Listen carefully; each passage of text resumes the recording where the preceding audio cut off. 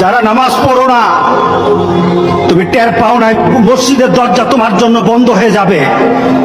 তুমি মনে রেখে দিও, মসজিদের সাথে তোমার সম্পর্ক তোমার হয় নাই, তুমি জান্নাতের দরজা তুমি খুলতে পারবা না।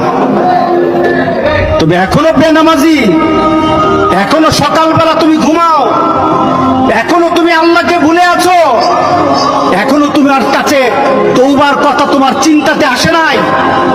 তুমি অনেক কিছু হতে পারো, তুমি মুসলমানের কাতারে থাকবা না। তুমি অনেক কিছু হতে পারো, তুমি ইসলামের কাতারে থাকবা না।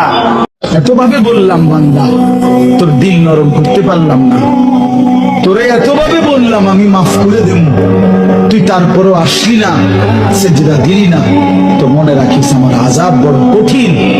আমি কিন্তু তোরে কবরের প্রথম রাতেই বুঝাই দেব আমি মাওলার শাস্তি কেমন।